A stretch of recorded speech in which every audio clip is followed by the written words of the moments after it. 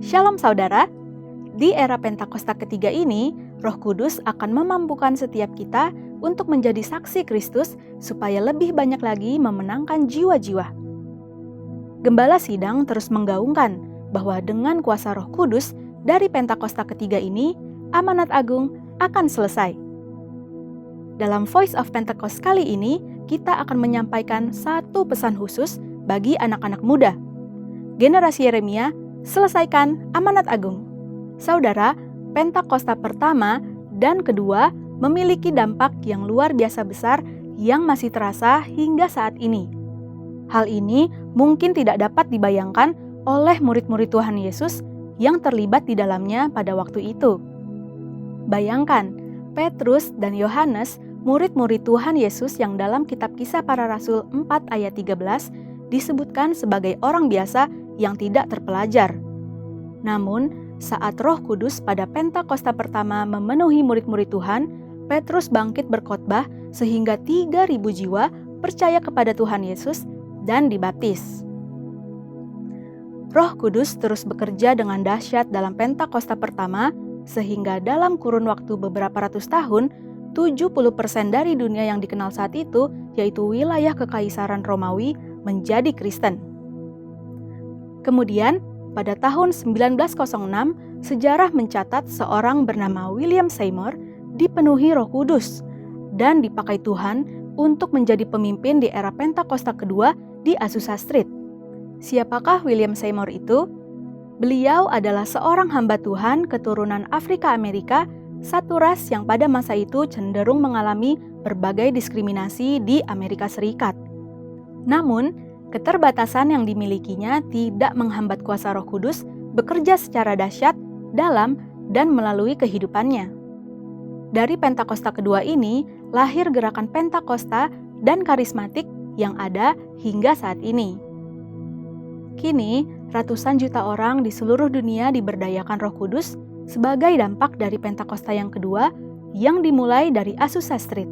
Dan sekarang ini, di masa Pentakosta ketiga, secara spesifik Tuhan membangkitkan generasi Yeremia, yaitu anak-anak muda yang dipenuhi dengan Roh Kudus, cinta mati-matian kepada Tuhan Yesus, tidak kompromi terhadap dosa, dan akan bergerak memenangkan jiwa-jiwa. Melalui Pentakosta ketiga ini, melalui generasi Yeremia, amanat agung akan selesai. Mungkinkah generasi Yeremia menyelesaikan amanat agung?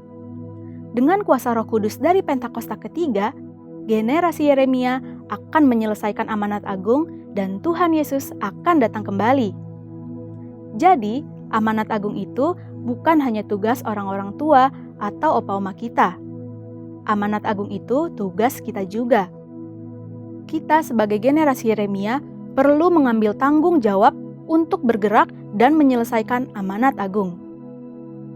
Tentu, kita tidak memulai pekerjaan ini dari awal.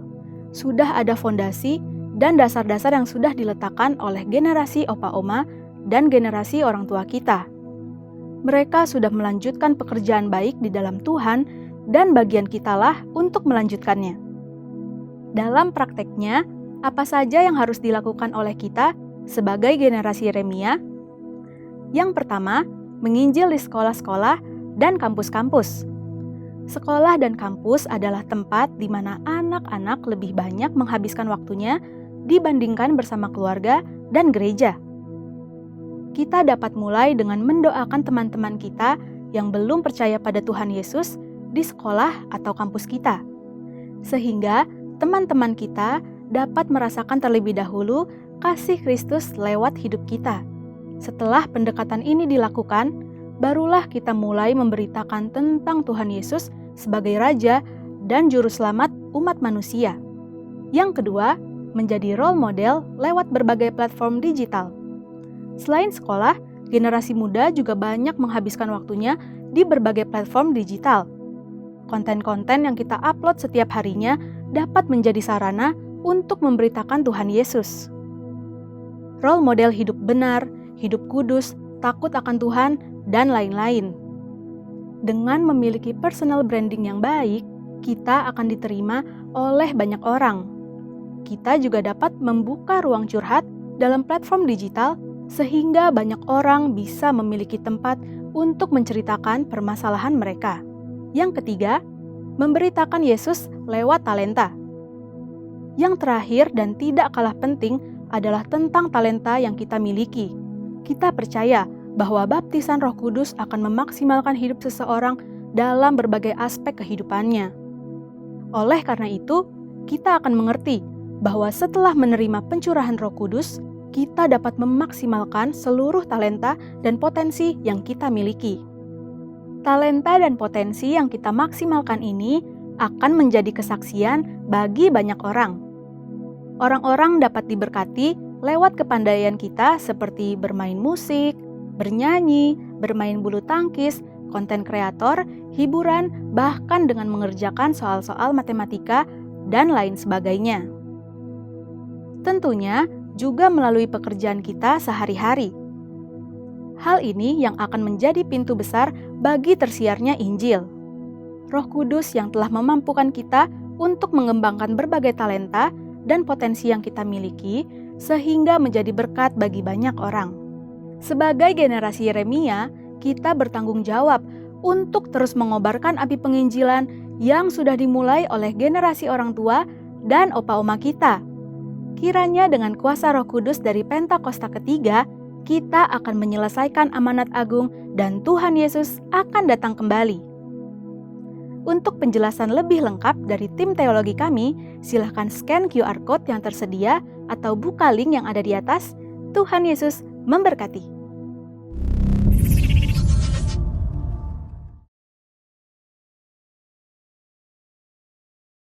Tuhan Shalom, yang bersuka cita pada minggu pagi ini boleh kasih tepuk tangan bagi Tuhan. Haleluya. Saya undang Bapak Ibu Jemaat Tuhan bangkit berdiri. Saya percaya ini adalah minggu terakhir di bulan September. Dan saya percaya bulan ini kita mendapatkan banyak sukacita dari Tuhan, amin.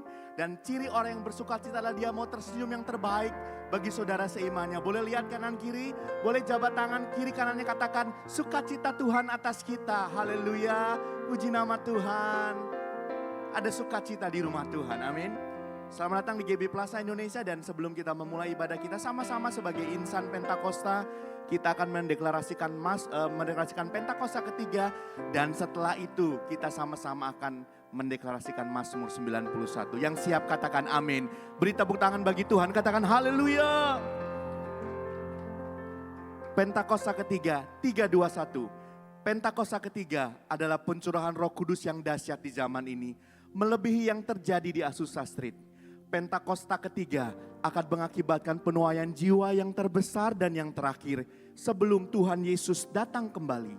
Pentakosta ketiga akan membangkitkan generasi Yeremia, yaitu anak-anak muda yang dipenuhi Roh Kudus, cinta mati-matian kepada Tuhan Yesus, tidak kompromi terhadap dosa, dan akan bergerak untuk memenangkan jiwa. Pentakosta ketiga lahir di Indonesia dan bergerak ke bangsa-bangsa. Gerakan ini dari timur ke barat dan akan kembali ke Yerusalem. Pentakosta ketiga akan memberikan kuasa untuk menyelesaikan amanat agung. Dan setelah itu Tuhan Yesus datang kembali. Katakan haleluya, beri tepuk tangan sekali lagi. Haleluya. Mari umat yang dipenuhi sukacita, yang dituntun Tuhan sepanjang bulan September ini, sama-sama kita akan mendeklarasikan Mazmur 91. Orang yang duduk dalam lindungan yang maha tinggi dan bermalam dalam naungan yang maha kuasa akan berkata kepada Tuhan, tempat perlindunganku dan kubu pertahananku, Allahku yang kupercayai. Sungguh dialah yang akan melepaskan engkau dari jerat penangkap burung, dari penyakit sampar yang busuk. Dengan kepaknya ia akan menduduki engkau, di bawah sayapnya engkau akan berlindung. Kesetiaannya ialah perisai dan pagar tembok. Engkau tak usah takut terhadap kedahsyatan malam, terhadap panah yang terbang di waktu siang, terhadap penyakit sampar yang berjalan dalam gelap, terhadap penyakit menular yang mengamuk di waktu petang. Walau 1.000 orang rebah di sisimu dan 10.000 di sebelah kananmu, tetapi itu tidak akan menimpamu. Engkau hanya menontonnya dengan matamu sendiri dan melihat pembalasan terhadap orang-orang fasik. Sebab Tuhan ialah tempat perlindunganmu, yang maha tinggi telah kau buat tempat perteduhanmu. Malapetaka tidak akan menimpa kamu dan tulah tidak akan mendekat kepada kemahmu. Sebab malaikat-malaikatnya akan diperintahkannya kepadamu untuk menjaga engkau di segala jalanmu. mereka akan menatang engkau di atas tangannya, supaya kakimu jangan terantuk kepada batu. Singa dan ular tedung akan kau langkahi, engkau akan menginjak anak singa dan ular naga.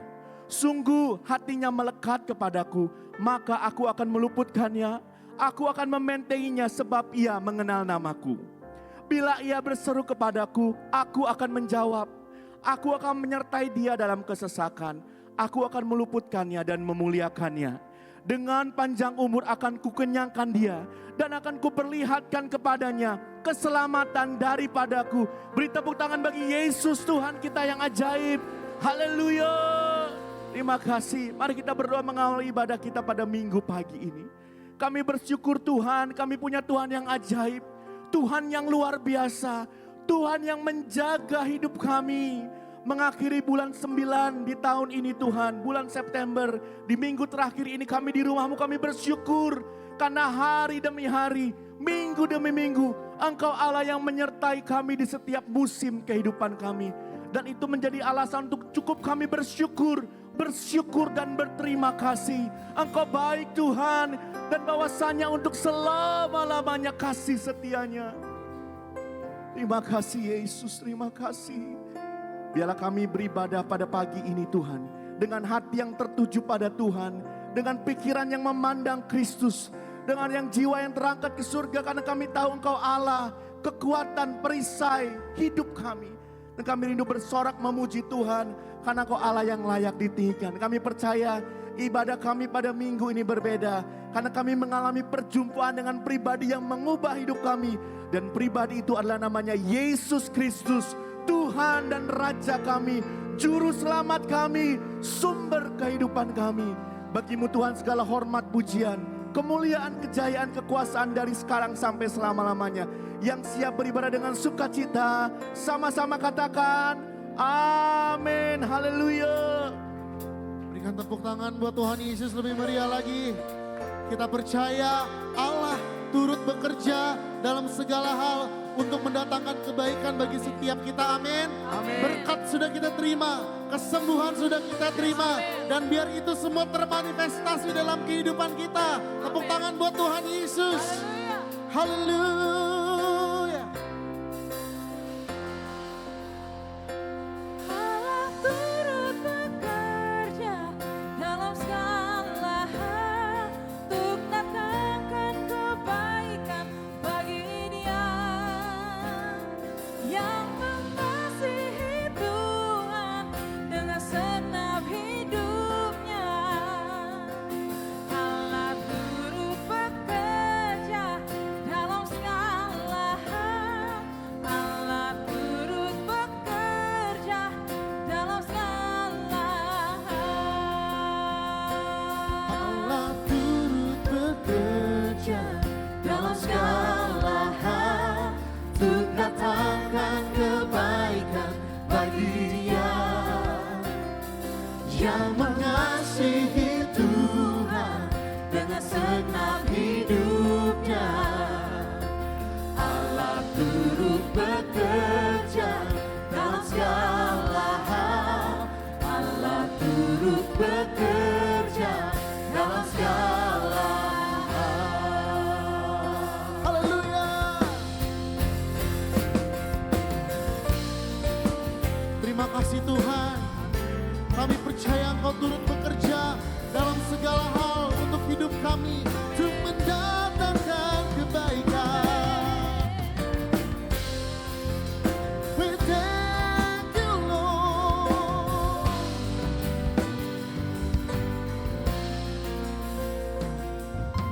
Kau memilihku, menjadikanku sesuai rencanamu.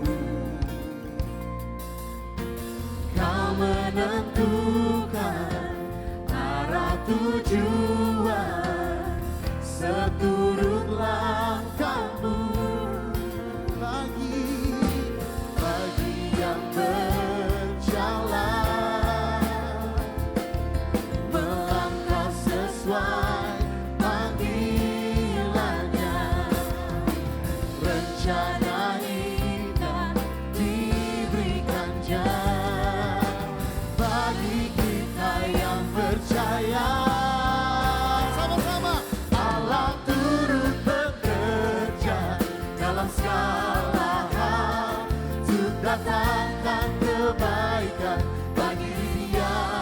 yang mengasihi Tuhan dengan segenap hidupnya. Allah turut bekerja dalam segala hal. turut bekerja dalam segala hal. Sama-sama nyatakan. Kau memilihku, menjadikanku sesuai rencanamu.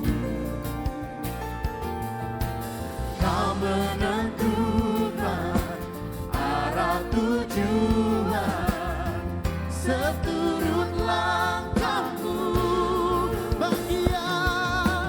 Bagi yang berjalan melangkah sesuai panggilannya, rencana indah diberikannya bagi kita yang percaya. Allah turut bekerja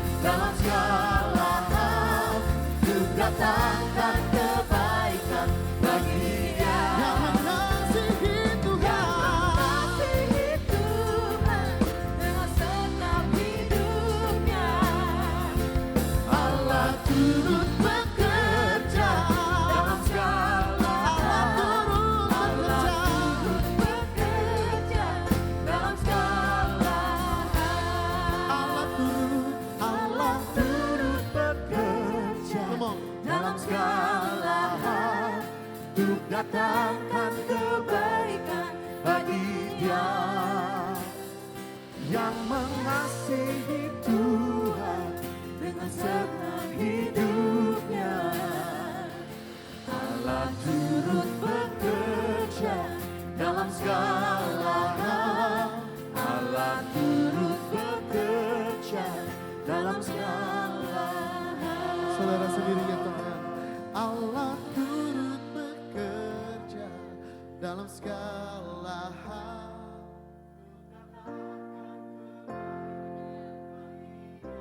Ini firman Tuhan yang mengasihi Tuhan dengan segenap hidupnya. Allah turut bekerja dalam segala hal. Allah turut bekerja dalam segala hal. Allah turut bekerja. Apapun situasi kita, saudara, percaya firman Tuhan. Allah turut bekerja dalam kehidupan kita untuk mendatangkan kebaikan. Segala yang baik dari Tuhan, berkat rohani Tuhan sudah sediakan bagi setiap kita. Allah turut bekerja dalam segala hal. Allah turut bekerja dalam segala hal. Kami angkat tangan kami. Allah turut Bekerja dalam segala hal untuk datangkan kebaikan bagi dia yang mengasihi Tuhan dengan senang hidupnya. Allah turut bekerja dalam segala hal. Allah turut bekerja dalam segala hal. Allah turut bekerja dalam segala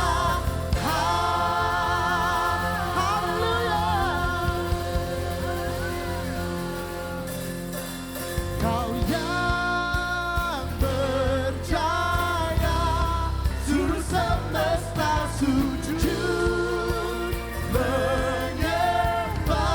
kau yang percaya, Kau yang percaya, suruh semesta sujud. lebih lagi ya. Amin. Kau yang percaya, angkat tangan kita sama-sama. Kau yang percaya, suruh semesta sujud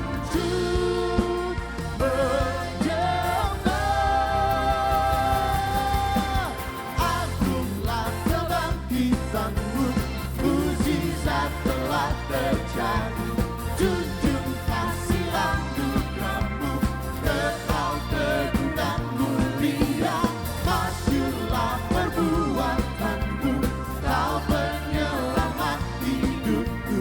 Kasih-Mu tiada tara, betapa Kau Tuhan Rajaku. Tepuk tangan di atas kepala kita, come on. Sorakan haleluya.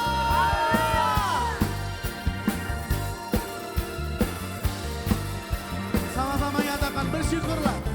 Bersyukurlah kepadanya, bawalah pujian baginya, karena Dia Raja, Dia yang perkasa.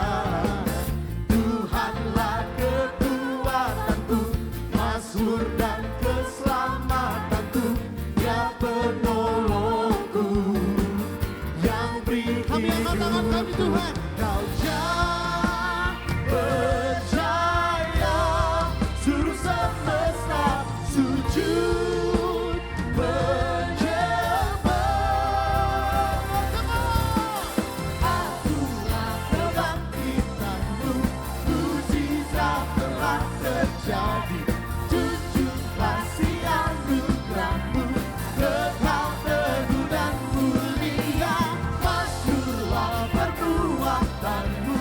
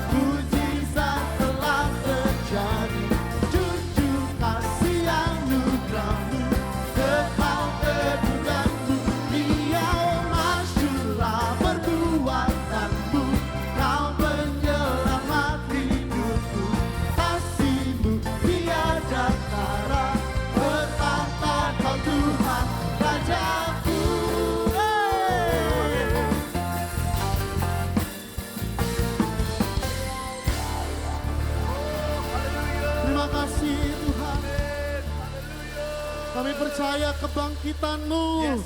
Kebangkitan-Mu bagi setiap kami. Berkuasa Tuhan. Mujizat telah terjadi. Kesembuhan telah terjadi. Berkat-Mu telah dicurahkan bagi setiap kami. Pengurapan-Mu ada dalam kami. Hadirat-Mu ada dalam setiap kami. Dan hari ini kami mau perkatakan nama di atas segala nama. Yaitu nama Tuhan Yesus yang sanggup membangkitkan yang mati. Yang sanggup menyembuhkan yang terluka dan sakit. Yang sanggup untuk mendatangkan mujizat. The name of Jesus. We want to speak the name of Jesus.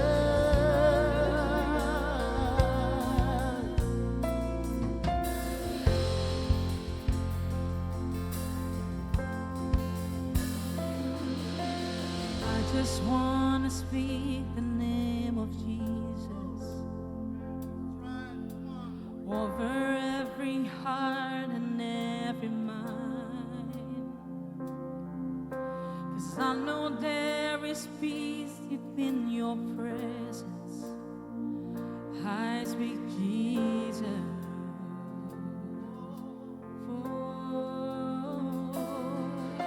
When I just want to speak the name of Jesus, till every dark addiction starts to break,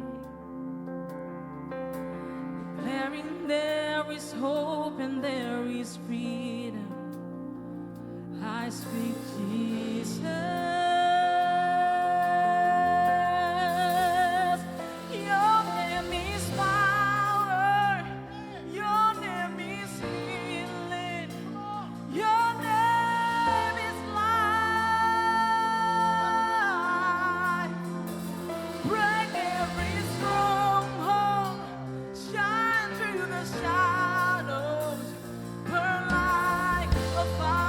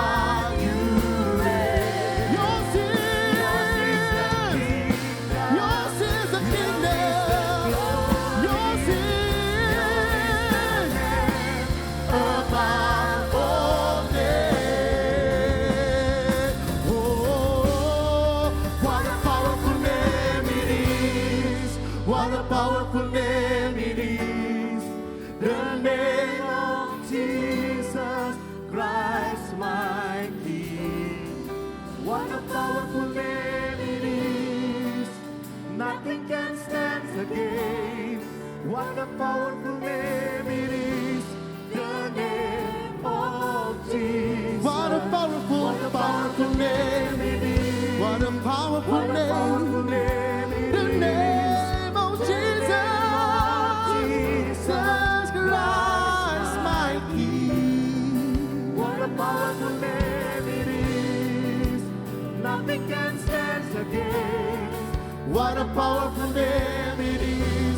The name of. What a powerful name it is. Come on. What a powerful name it is. The name of Jesus. The name of Jesus. The name of Jesus. Nothing can stand against. What a powerful name it is. The name of That could not hold you. That could not hold you. The veil torn before you. The silence the voice of sin and grave. The heavens are roaring. The praise of your glory. You are reigning. You have no rival. You have no equal. Now and forever, God, you reign. Yours is the kingdom. Yours is the glory. Yours is the name above all names. Oh,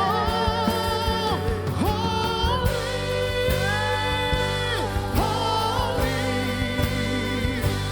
are you, Lord God Almighty? Worthy is the Lamb. Worthy is the Lamb. You are holy. Holy, Are you, Lord God? Almighty. Worthy is the Lamb. Worthy is the Lamb. Worthy is the Lamb. You are holy. Holy, Are you, Lord God? Lord God Almighty. Worthy is the Lamb. Worthy is the Lamb. Worthy is the Lamb. You are holy. You are holy. Holy, are you, Lord God? Lord God Almighty. Worthy is the Lamb. Worthy is the Lamb. You are holy. You are holy. Holy. Are you, Lord God? Almighty. What is love? Worthy is the Lamb. You are holy. Holy. Come on. Are you Lord God Almighty? Worthy is the Lamb. Worthy is the Lamb. You are holy. You are holy. Yes, you are. Holy. Are you, Lord God? Are you Lord God Almighty? Worthy is the Lamb. Worthy is the Lamb. Worthy is the Lamb. Worthy is the Lamb. You are holy. Yes, you are. Are you, Lord God? Are you Lord God Almighty? Worthy is the Lamb. Worthy is the Lamb. You are holy. You are holy. Yes, you are. Holy. Are you, Lord? Are you Lord God Almighty? Worthy Worthy is the Lamb. Worthy is the Lamb.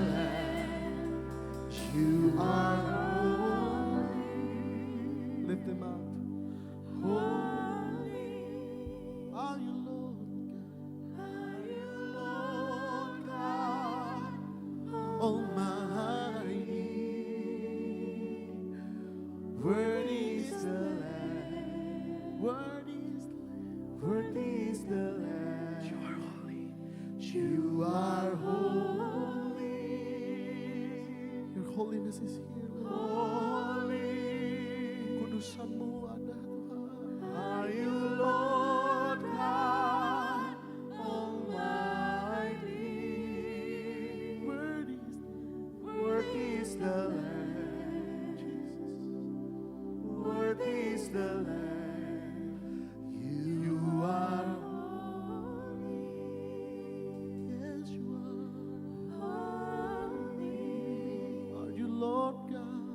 Are you Lord God Almighty?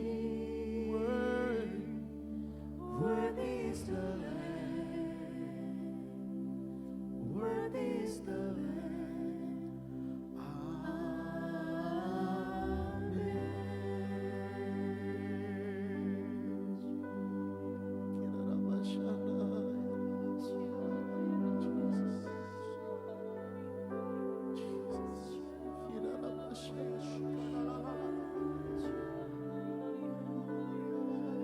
In your presence, Lord, in your holiness,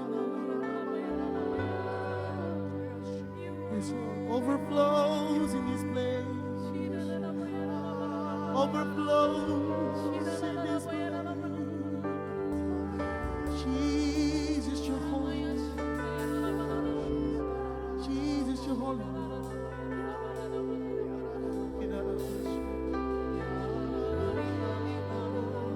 Dalam kekudusan-Mu Tuhan, kami bawa doa kami Tuhan. In your holiness, in your presence Lord, we lift up our worship, we lift up our prayer. Jesus, dalam kekudusan-Mu, kami bawa bangsa kami Indonesia Tuhan. We speak blessings upon Indonesia dalam nama Yesus. Kami perkatakan berkat buat bangsa kami Indonesia. Kami perkatakan damai sejahtera buat bangsa kami Indonesia dalam nama Yesus. Kami perkatakan, let every knee bow down, every tongue shall confess that Jesus is God, that Jesus is Lord. Kami tahu bangsa kami dikasihi oleh Tuhan. Terima kasih Tuhan untuk Indonesia Tuhan.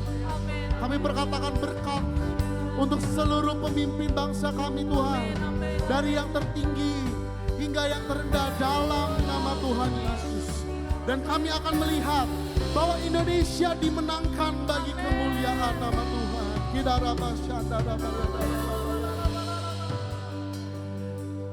Kami juga mau bawa doa kami Tuhan. Untuk gembala kami Tuhan. Untuk Paniko. Bersama dengan istri dan keluarga. Dan kami juga bawa Tuhan untuk gembala kami di tempat ini Tuhan. Untuk Pastor Weliar, Pastor Molin Tuhan. Kami mengasihi mereka Tuhan. Tuhan berikan kekuatan yang ekstra dalam nama Yesus. Lutut yang kuat. Tangan yang kuat untuk terus memuji dan menyembah Tuhan. We speak blessings upon their life in the name of Jesus. Kami berdoa Tuhan kesehatan yang sempurna, umur yang panjang menjadi milik bagian mereka. We release the blessings, materi, jasmani, rohani dalam nama Tuhan Yesus. Dan kami tahu Tuhan kemanapun mereka berada melangkah melayani Tuhan. Penyertaan, anugerah Tuhan yang berlimpah ada bagi gembala kami Tuhan, Pastor Weliar dan Ibu Molin dalam nama Tuhan Yesus. Kami mengucap syukur Tuhan. Dan kami juga mengucap syukur untuk gereja kami di tempat ini Tuhan. Kalau kami ada masih beribadah di tempat ini semua karena anugerah Tuhan. Semua karena kasih karunia Tuhan. Kami berdoa Tuhan melepaskan berkat bagi Plaza Indonesia dalam nama Tuhan Yesus. Kami melepaskan berkat bagi tempat ini dalam nama Tuhan Yesus. Di tempat ini ada hadirat Tuhan. Ada sukacita, ada damai sejahtera dalam nama Tuhan Yesus. Dan kami juga berkatakan berkat Tuhan bagi pembangunan gereja kami di P2 dalam nama Tuhan Yesus. Kami berdoa Tuhan, kami bernubuat. Kekayaan bangsa-bangsa mengalir dalam nama Tuhan Yesus. Kekayaan dari seberang lautan mengalir dalam nama Tuhan Yesus. Kami perkatakan Tuhan, segala berkat rohani sudah Tuhan sediakan bagi gereja kami dalam nama Tuhan Yesus. Dan kami percaya pembangunan gereja kami di P2 akan selesai pada waktunya Tuhan dalam nama Tuhan Yesus. Kami berdoa Tuhan, kami akan segera pintar Tuhan menjadi restorasi Pondok Daud, the Tabernacle of David di P2 Plaza Indonesia. In the name of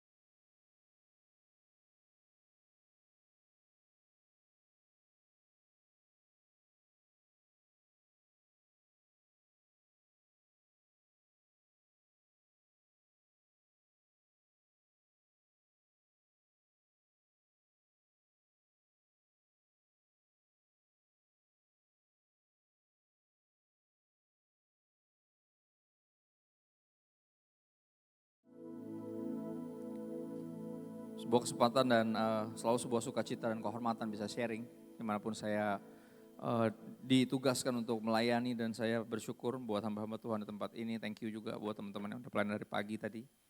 Dan ini jam-jam rawan saudara. Ya.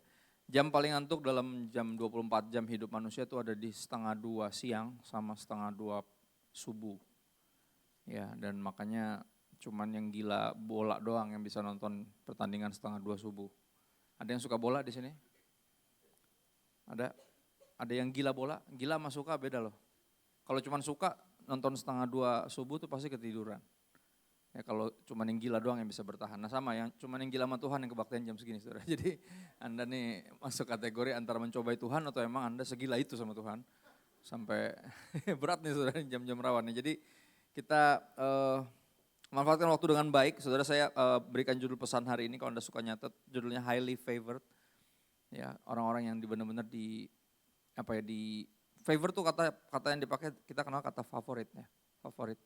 Jadi orang-orang pilihan, orang benar-benar yang benar-benar dianggap khusus sama Tuhan. Dan kita akan lihat arti favor yang berbeda yang mungkin selama ini kita mengira favor tuh artinya oh hidupnya bakal lurus-lurus enak-enak doang nih karena dia favoritnya Tuhan gitu. Ya kayaknya yang paling dilindungi sih, paling diapain gitu. Tapi kita akan lihat bahwa kenyataannya tidak semudah itu, tidak seindah yang kita bayangkan. Tapi ini sungguh-sungguh indah kalau kita menyadari dan menangkap benar-benar tujuannya dari favornya Tuhan itu diberikan bagi kita. Ya. 1 Petrus 2 ayat 19 sampai 20 kita mulai dari satu ayat atau dua ayat yang mengubah cara pandang saya tentang arti favor ini sendiri. Ya. Sebab adalah kasih karunia atau favor jika seorang karena sadar akan kehendak Allah menanggung penderitaan yang tidak harus ia tanggung. Nah ini dia. Dalam hidup saya percaya semua kita pernah ngalamin ini. Kita menanggung penderitaan yang mestinya saya nggak tanggung ini gitu. Maksudnya saya udah hidup bener, ya saya lurus, saya jujur, tapi kenapa malah difitnah misalnya, atau dijahatin, atau diperlakukan tidak baik. Ya, kita menanggung penderitaan yang nggak mestinya kita tanggung. Dan ini disebutnya apa? Kasih karunia. Ya. Dan buat saya ketika saya baca ini dan sungguh-sungguh merenungkan ayat ini, saya bilang that's new. Saya kira favor itu artinya hidup kita bakal enak-enak aja, justru sebaliknya. Malah justru gak enak. Ya. Siapa yang senang untuk menanggung penderitaan yang mestinya gak kita tanggung? Misalnya contoh ya, ada yang generasi sandwich di sini. Sandwich generation itu julukan terbaru untuk ada satu ya tribe khusus gitu, saya bilangnya tribe ya. Satu kalangan di mana dia ini anak dari orang tua yang akhirnya dia mesti kerja untuk membayar hutang bapaknya misalnya. Loh, bapaknya yang hutang maksudnya bapaknya yang bayar kan gitu. Ya. Dan juga bukan hanya itu, dia kerja juga bukan hanya bayar utang bapaknya, tapi juga buat bayarin sekolah anak adiknya. Nah tuh, ngerti kan? Jadi dia nggak bisa nabung, nggak bisa membangun rumah tangga yang beres karena dia mesti bayar utang bapaknya sama mesti bayarin uang sekolah anak adiknya kan gitu. Dan ini buat saya menanggung penderitaan yang nggak harus ditanggung. Dan ternyata menurut firman Tuhan, ya ini favor. Ayat 20. Sebab dapatkah disebut pujian jika kamu menderita pukulan karena kamu berbuat dosa? Enggak. Ya, kalau kita emang rese, ya pantasan ditonjok kan gitu. Itu emang udah wajarnya. Tapi kalau kita udah berbuat yang benar tapi diperlakukan tidak benar, itu justru kasih karunia atau favor. Tetapi jika kamu berbuat baik dan karena itu kamu harus menderita, maka itu adalah apa? Kasih karunia pada Allah. Favor with God. Amplified Bible tulis seperti itu. Ya nampaknya arti favornya ini agak berbeda dari yang kita kira. Ya semua kita ketika ditanya mau gak jadi highly favored of God? Oh mau dong, pengen, siapa yang gak pengen jadi favorit, benar ya. Tapi gak menyadari bahwa jadi favorit itu come with a price. Ya di Alkitab kita menemukan orang-orang yang jadi favoritnya Tuhan dan kasihan. Ya ingat siapa kira-kira? Ayub misalnya, ya kan? Dari semua orang yang Tuhan bisa pamerin sama setan, dia pamerin ini Ayub. Dia nanya sama setan, lu dari mana? Biasa keliling-keliling, nyari-nyari yang bisa gue hancurin. Oh lu lihat anak gue nih, Ayub nih. Kan gitu, dari semua yang bisa ditunjuk, Tuhan nunjuknya Ayub. Ya. Dan iblis bilang gini, ya iyalah dia nyembah lu, orang dia kaya. Coba lu bikin miskin. Paling dia kayak yang lain ninggalin lu. Ya iyalah dia sungguh-sungguh sama lu, orang keluarganya sakinah mawaddah warahmah. Ya, sehat walafiat orangnya. Wajar dia, coba lu ambil semua, kata setan. Paling dia tinggalin lu kayak semua yang lain. Dan Tuhan bilang, enggak, yang ini beda. Ya, ini favorit saya, ini beda. Dan akhirnya kita tahu dia kehilangan segalanya dalam satu hari. And that's favor with God. Enggak senang kita dengar kisah itu. Ya banyak lagi tokoh-tokoh yang harus menanggung penderitaan yang enggak mestinya dia tanggung. Sadrak, Mesak, Abednego harus masuk dapur api hanya karena enggak mau menyembah patung.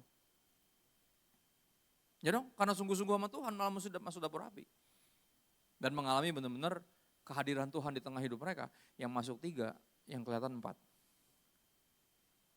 Dan bahkan rajanya sendiri ngelihat bahwa yang keempat ini mukanya like the son of God. Dia bilang mukanya seperti anak dewa. Dan kita tahu son of God ketika di perjanjian baru kita tahu bicara tentang siapa? Yesus. 2 atau 3 orang berkumpul Tuhan hadir di situ. Yesus sendiri loh ikutan di dapur api itu. Ya Daniel karena tetap berdoa ketika dilarang berdoa dia harus masuk gua singa. Menanggung penderitaan yang mestinya gak ditanggung. Tapi kalau bicara tentang menanggung penderitaan yang gak harus ditanggung, menurut saya tokoh yang akan kita bahas saat ini, yang saya akan bagikan tentang namanya Yusuf, saudara. Ini benar-benar contoh sempurna menurut saya. Apa artinya? Highly favored of God. Orang-orang yang difavoritin Tuhan. Ya. Dan kisahnya enggak apa ya? Kalau kita yang ngalamin kemungkinan besar kita enggak bereaksi seperti dia. Sangat mungkin kita enggak seperti ini, tapi ini contoh ya dari apa yang saya mau kita belajar bersama. Apa artinya? Highly favored. Ada 4 fase hidup Yusuf, saudara, 4 musim. Yang pertama di rumahnya sendiri, nanti yang kedua di rumah orang, di negeri orang, ya di Mesir dan nanti di penjara. Habis itu satu lagi nanti di istana raja, ada 4 fase. Kita mulai dari fase pertama ya, kita lihat hidup Yusuf ya. Kejadian 37 ayat 2. Inilah riwayat keturunan Yakub. Yusuf tatkala berumur 17 tahun jadi masih muda, biasa menggembalakan kambing domba bersama-sama dengan saudara-saudaranya. Ya jadi kita lihat dari sini sederhananya dia ini kenapa jadi favored ya dari sekian banyak anaknya Yakub, kenapa dia yang jadiin favorit? Alkitab pencatat kalau kita secara literal baca cuman adalah karena dia anak dari istri kesayangan. Jadi ayahnya punya beberapa istri, nah istri kesayangan, nah ini anaknya. Dan kita mengira dia diperlakukan spesial. Makanya dikasih jubah warna-warni. Padahal kalau kita baca, yang benar-benar baca, kita akan menyadari ini gak sesederhana itu. Dia 17 tahun udah biasa mengembalakan kambing domba, masih muda loh. Berarti mulainya gak mungkin umur 15. Karena mengembalakan kambing domba gak sembarangan. Kemungkinan besar dia bisa start early as 10 years old misalnya. 10 tahun dia bisa mulai mengembalakan kambing domba sehingga 17 udah biasa. Rajin, bertanggung jawab sejak masa muda. Nilai plus. Tapi dia bukan cuma itu saudara. Dan Yusuf menyampaikan kepada ayahnya kabar tentang kejahatan saudara-saudaranya. Apalagi nilai plus dia? Cepu, kalau cepu bukan nilai plus. Ngaduin orang, bukan. Enggak, dia bukan cepu saudara, dia itu jujur. Dan kenapa dia melakukan hal ini? Karena ini job desk-nya. Job desk orang apa? Supervisor. Supervisor kerjaannya adalah ngeliatin 2 hal. Yang pertama, yang kerjanya, oke, karyawannya, saudara-saudaranya sendiri, makanya dipastiin sehat apa enggak, masuk apa enggak, udah makan belum, makanya dia bawa bekal, ingat ya. Kenapa? Karena itu tugas dia. Pastiin bahwa yang kerjanya beres dan kerjaannya juga beres. Domba-dombanya gimana? Tergembalakan dengan baik enggak? Ada yang hilang enggak? Ya, kerjaan apa nih? Job desk-nya beda. Dia supervisor, makanya jubah warna-warni itu bukan bentuk dari pilih kasih bapaknya. Tapi bentuk dari kepercayaan yang berbeda. Kenapa? Karena dia punya nilai yang berbeda. Dia bukan cuma rajin dan pekerja keras bertanggung jawab sejak muda, tapi dia juga jujur. Dia gak cepuin saudaranya sendiri. Buat apa dia cepuin saudaranya sendiri? Emang bisa resign dari anggota keluarga? Gak bisa kan? Pinta kartu keluarga gitu, dikeluarin dari perusahaan keluarga. Orang di keluarga gak bisa di kemana-mana. Jadi gak ada maksud buat dia untuk ngaduin saudaranya, untuk menjatuhkan. Enggak, ini buat kebaikan keluarga kita. Kalau lu males-malesan. Kalau dombanya akhirnya ada yang mati atau yang gak tergembalakan dengan baik, ada yang hilang. Kita tuh rugi bareng. Jadi ketika ada yang korup harusnya kita harus menyadari ya kita tuh rugi bareng. Nggak ada yang diuntungkan ketika ada satupun yang culas kan gitu. Dan dia nggak ada maksud untuk mengaduin gitu. Dan dia saking jujurnya saudara mau tahu, ketika dia punya mimpi dia ceritain. Ini menunjukkan orang ini terlalu jujur. Sampai di level makan apa ya, lebih kedongok gitu. Benar, gini dia itu udah dibenci karena kerjaannya. Job desk-nya adalah emang harus membeli penilaian terus dia laporin. Itu aja udah banyak yang bete saudara-saudaranya. Tiba-tiba dia ceritain, jadi gini loh guys, gue tuh punya mimpi. Kan gitu. Ya. Mimpinya adalah nanti dia akan jadi penguasa. Saudara-saudaranya akan sujud di bawah kakinya. Bete lah semuanya, emang gila nih orang nih. Emang bener, dia emang pengen berkuasa atas kita nih. Sampai ke bawah-bawah mimpi kan gitu. Itu dia, mereka udah bete. Nah tiba-tiba, bukan cuma itu. Pas lagi makan malam keluarga, tiba-tiba dia cerita lagi sama papa mamanya. Jadi gini Pemi, aku punya mimpi. Wah kakaknya langsung kayak, awas loh.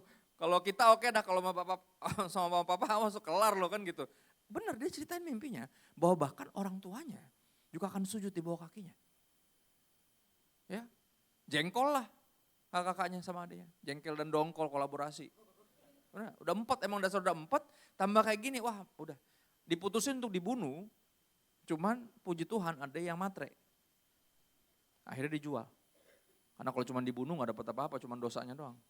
Kalau dijual kan at least ada duitnya gitu loh.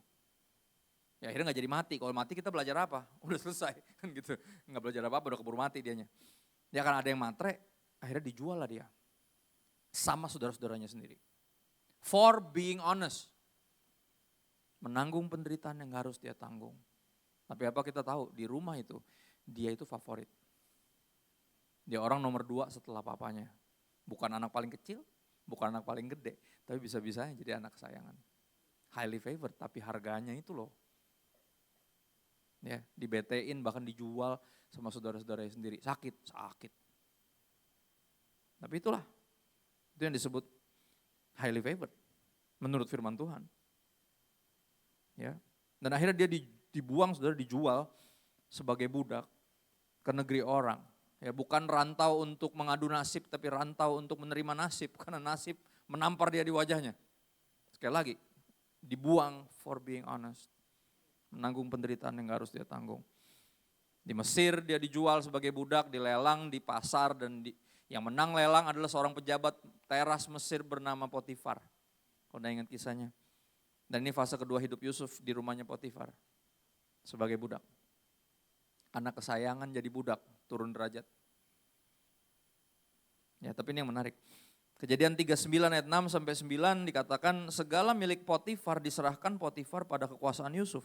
Dan dengan bantuan Yusuf, Potifar nggak usah lagi mengatur apa-apapun selain dari makanannya sendiri. Jadi sebelum dapat budak yang luar biasa ini, Potifar masih punya job desk.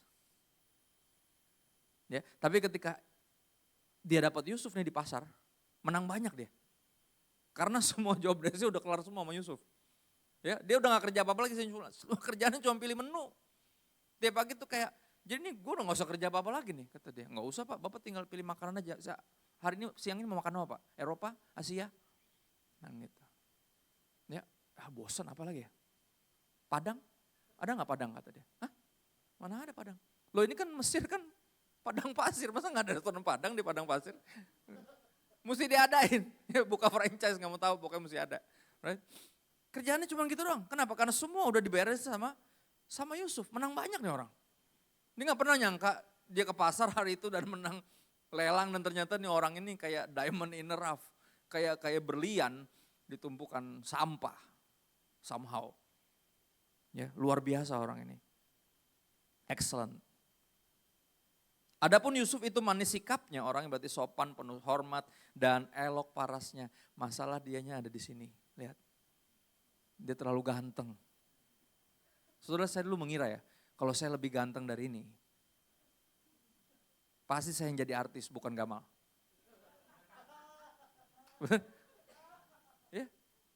Ya, Gamal tuh lebih ganteng dari saya, lebih putih dari saya, lebih tinggi dari saya.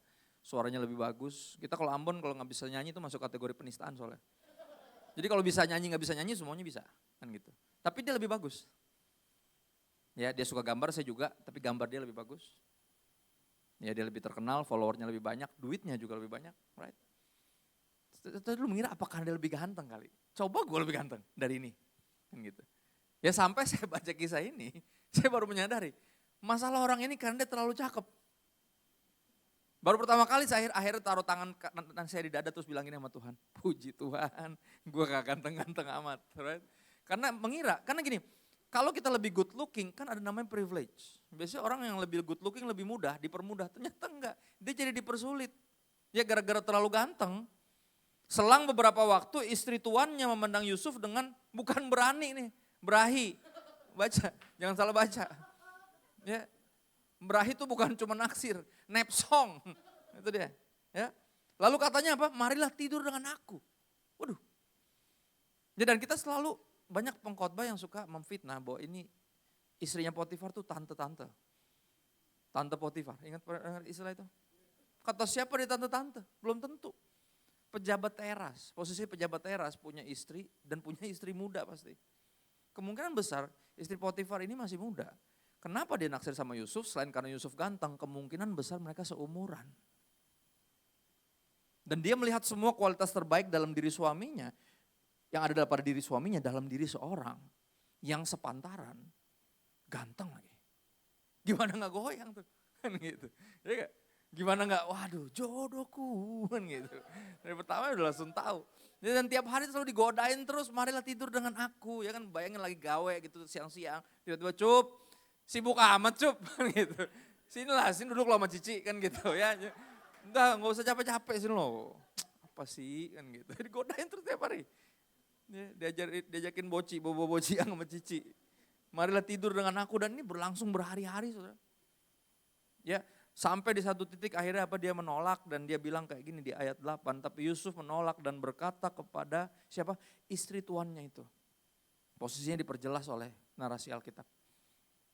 Ya, kalau Anda baca Alkitab terjemahan bahasa Indonesia masa kini, Yusuf ngomongnya dimulai dengan kata maaf nyonya. Keren loh, masih minta maaf. Kenapa? Karena dia bukan cuma ganteng, tapi manis sikapnya. Orangnya penuh hormat. Padahal lagi diperlakukan tidak terhormat. Saudara, kalau saya atau Anda dilecehkan, kita gak mungkin minta maaf. Langsung ngamuk pasti kita. Lu pikir gue laki-laki macam apa? Pasti gitu. Untung Yusuf bukan orang Ambon. Kalau Yusuf orang Ambon kayak gitu ayatnya. Pasti langsung sewot. Lu pikir lu laki-laki macam apa? Enggak, dia bilang maaf nyonya. Dia minta maaf terus dia menjelaskan sesuatu yang menarik. Ya, dengan bantuanku, tuanku itu enggak lagi mengatur apa yang ada di rumah ini dan ia telah menyerahkan segala miliknya pada kekuasaanku. Bahkan di rumah ini ia tidak lebih besar kuasanya daripadaku dan tiada yang tidak diserahkannya kepadaku selain daripada engkau sebab engkau istrinya. Basically dia mulai ngomong kayak gini, Bu. Ya Ci, oke kalau dipanggil Bu marah soalnya. Karena umurnya kan gak jauh. Ya, Ci, sorry nih Ci, bukan yang gak cantik, bukan yang gak seksi. Bukan Ci, jangan tersinggung dulu, bukan. Oke. Ini gak bener. Oke. Ya, lu tuh istrinya. Satu-satunya yang gak diserahin ke gue tuh lu. Oke, semua yang lain dipercayain sama gue. Ya, dan dia udah terlalu banyak mempercayakan banyak hal kepada saya. Saya gak mungkin melakukan perbuatan sejahat ini. Dan dia lagi ngasih tau di sini, sebenarnya Ci, gini Ci ya, sebenarnya posisi saya nih di sini sekarang lebih tinggi dari Cici. Lihat, bahkan suamimu gak lebih besar posisinya dari saya. Berarti yang paling atas itu siapa sekarang? Yusuf. Secara praktek dia posisi di atas hierarki. Artinya apa? Mestinya istri Potifar gak bisa melecehkan Yusuf, karena pelecehan biasanya dilakukan sama yang ngerasa superior kepada yang bisa ditekan kan. Yusuf bilang sebenarnya enggak, gue sebenarnya bisa masalahin nih, gitu loh. Bisa gue cepuin nih kalau gue emang cepu. Tapi dari di rumah emang dia bukan cepu. Dan dia bilang dengan mohon please jangan lakukan ini. Ya, saya nggak mungkin melakukan perbuatan sejahat ini. Ayat berikutnya, bagaimana mungkin aku melakukan kejahatan yang besar ini dan apa? Berbuat dosa terhadap Allah. Saudara, kalimat ini, semua kita pengen jadi favoritnya Tuhan. Tapi ada yang punya nilai kayak gini gak? Yang dengan berani bilang menolak kesempatan emas. Kesempatan emas gimana Pak? Oh iya, untuk menjadi employee of the month every month tanpa kerja. Gila gak? Kerjaan cuma boci, bobo yang sama Cici. Kalau bukan kesempatan emas apa? Ketika dia akhir dimasalahin dan mesti masuk penjara, karena dia akhirnya tuh fitnah habis itu. Teman-teman yang lain pada nanya, lo kenapa Cup? Sama si Cici ngapain dah? Loh, enggak, lu bayangin gue digodain mulu. Ya udah gas aja, kenapa sih? Saya yakin semua kayak, kalau gue menjadi lu mah dongo sih. Kalau gue mah pasti gue, kapan naik kesempatan lu jadi employee of the month every month tanpa kerja. Kesempatan emas gak datang 2 kali loh. Kalau jadi, aku yakin pasti dibego-begoin dia sama teman-temannya, pasti. Cuman dia yang mementingkan yang paling utama buat dia apa? Saya tidak mungkin berdosa terhadap Allah. Saudara, kalimat ini loh. Di sini saya tahu Yusuf itu saleh. Karena kita gak pernah tahu jam doanya. Kalau kayak Daniel masih jelas. 3 kali sehari ngadep kiblat, ya kan? Kiblatnya mana? Yerusalem. Dibuang ke Babel makanya ngadep ke sana ketika dia doa. Ditiru sama agama terbaru. 5 waktu ngadep kiblat. Sama persis, karena sama-sama Timur Tengah. Yang mana duluan nih kita tahu yang mana duluan, ya kan? Daniel masih jelas jam doanya, coolnya di mana, ya kan? Kebaktiannya jam berapa, pagi apa yang siang kan gitu, dia ketahuan gitu loh. Tapi Yusuf kita nggak pernah tahu, kapan jam doanya kita nggak tahu, dia rohani dari mana. Kecuali dari nilainya. Dari kalimat ini dia bilang, gue nggak mungkin berdosa terhadap Tuhan, kenapa? He's been good to me. Padahal apa, hidup menampar dia di wajahnya, tapi dia somehow tetap percaya Tuhan itu baik. Dan dia layak dapat pengabdian gue. Bahkan menolak mentah-mentah kesempatan emas ini. Right? Dan akhirnya harganya adalah apa? Ada satu waktu di mana tuh akhirnya tuh Cici udah gregetan kan. Digodain terus gak kena, akhirnya benar-benar diterkam saudara. Ini real, lo udah baca di Alkitab. Diterkam sampai akhirnya tuh bajunya Yusuf, sampai Yusuf lepas untuk bisa melepaskan diri dari si tante yang udah kepalang berahi ini kan gitu. Right? Bayangin, istri bos biasa dapetin apapun yang dia mau. Tapi baru sekali nih dia gak dapetin apa yang dia mau. Karena orangnya benar-benar luar biasa. Dan dia harus menanggung penderitaan yang mestinya gak dia tanggung. Difitnahlah dia masuk penjara. Kedua kali. Kembali hidup menampar dia di wajahnya. Karena apa? Yang pertama for being honest, yang kedua karena ganteng. Ya elah, kasihan banget. Saudara, ganteng is not a crime. Gak ada yang pernah milih. Yusuf juga gak pernah, kalau boleh milih lahir dia gak milih ganteng. Karena dia gak pernah menyangka bahwa ganteng bikin dia kena masalah kan gitu. Istri bosnya naksir sama dia akhirnya. Ya. Saudara, integritas Yusuf berasal dari mana? Keintiman dia bersama dengan Tuhan. Kita tahu dia intim sama Tuhan karena integritas itu. Dia bilang, saya gak mungkin berdosa terhadap Tuhan. Bayangin. Kita kesulitan jaga kekudusan saudara. Dia justru bilang, gue gak mungkin berdosa terhadap Tuhan. Dan dari sini kita tahu dia intim sama Tuhan. Ini karena integrity is a byproduct of apa? Intimacy with God. Integritas sederhananya C.S. Lewis bilang sebagai melakukan yang benar bahkan ketika gak ada yang lihat. Jadi bukan untuk dipuji orang, dipandang orang baik, tapi benar-benar karena keintiman sama Tuhan. Ya, orang-orang kayak gini gak perlu CCTV saudara. Gak perlu. Mereka benar-benar hidupnya lurus karena benar-benar highly favored of God. Different values, punya nilai yang sangat berbeda. Dan akhirnya apa? Kita masuk ke fase ketiga hidup Yusuf. Kembali dia turun lagi derajat dari anak kesayangan jadi budak, dari budak jadi napi. Turun lagi. Menanggung penderitaan yang gak harus dia tanggung. Kejadian 39 ayat 22 sampai 23, tapi apa yang kita baca di sini? Saudara, Anda pernah baca Alkitab sambil kayak ketiduran sedikit gak? Skip gitu. Kayak aduh, itu ngantuk. Ya, biasanya ini yang bacanya pagi-pagi benar atau malam-malam banget. Gitu. Orang suka nanya, pastor, baca Alkitab yang bagus tuh pagi-pagi benar atau ketika semuanya udah selesai pas malam-malam. Gue bilang dua-duanya gak benar. Yang pertama masih ngantuk, yang kedua udah ngantuk. Lu gak bakal konsentrasi tuh. Lu baca Alkitab justru di momen-momen ketika lu lagi seger. Gampangnya adalah ketika lu makan, baca Alkitab. Karena kita bukan bayi yang bisa makan sambil ngantuk, bener gak? Ya dong, cuman bayi doang yang bisa ketiduran sambil masih ada. Beb, keluarin lu dong tuh di mulutnya. Hah? Iya tuh dia makan belum selesai udah tidur kan gitu. Cuman bayi doang. Atau masih belum dewasa rohani. Yang dengar firman Tuhan sambil ngantuk. Kan lagi makan tuh. Tapi sambil ngantuk. Kalau jam segini gue ngerti yang tadi gue bilang. Ya, ini antara mencobai Tuhan atau emang lu gila sama Tuhan. Ya, kalau jam segini sangat dimaklumin lah. Jam-jam paling ngantuk. Ya. Tapi percayalah kita dengar firman kapan aja pasti ngantuk. Rata-rata. Kenapa? Kalau kita gak menyadari bahwa ini buat saya. Tuhan lagi ngomong sama saya. Nih, dia lagi ngebantuin saya untuk menghadapi kenyataan hidup yang kerap kali saya harus menanggung penderitaan yang gak mestinya saya tanggung. Dan tergoda untuk marah, tapi pas saya baca Alkitab ternyata ini favor with God. Ya. Dan yang terjadi sama saya ketika saya baca bagian ini, saya tuh kayak ketiduran gitu. Pas saya bangun, saya baca lagi, saya pikir saya udah baca. Karena saya kira ini di fase hidup sebelumnya, yaitu di rumah Potifar, karena ayatnya identik. Kalau kita baca ya, dari ayat 22.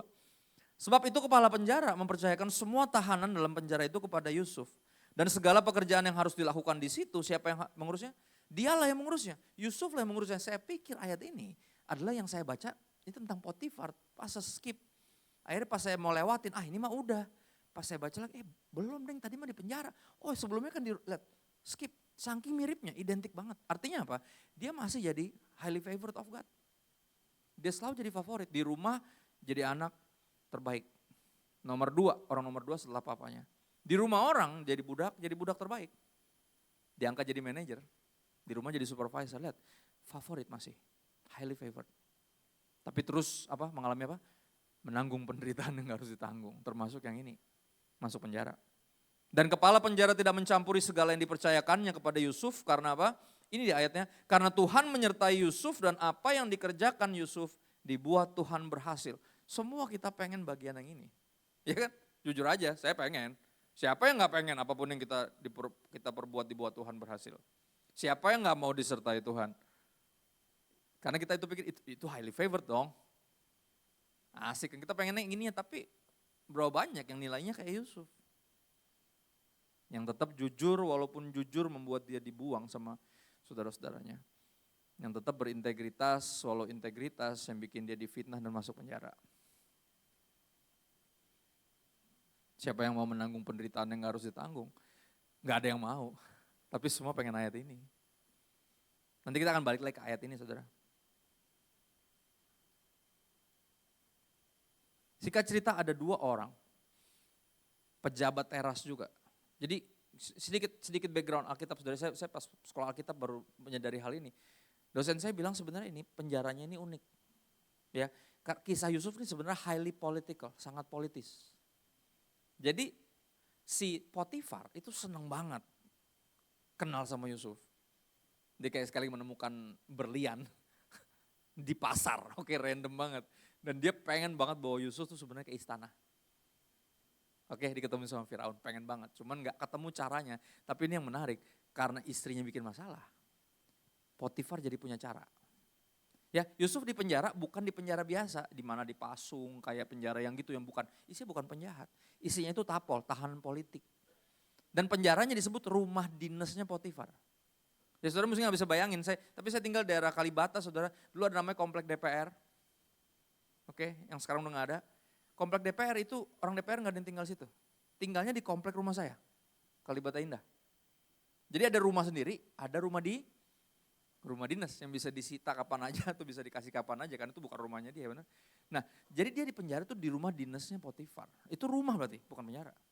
Dan yang masuk di sana itu bukan orang-orang biasa, bukan penjahat-penjahat kelas teri, bukan. Yang masuk itu orang-orang kerajaan. Ya, pada satu waktu ada 2 orang yang diduga berusaha meracuni Firaun. Ya, juru roti sama juru minum, Anda ingat kisah itu.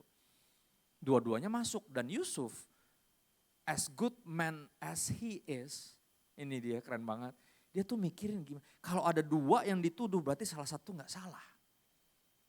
Dan yang gak salah harus dikeluarin dari penjara, gak mestinya dia di penjara. Saudara bayangin, dia itu di penjara tanpa salah. Dia masih bisa mikirin orang lain. Lihat gak? Dia diperlakukan gak adil masih bisa mikirin keadilan buat orang lain.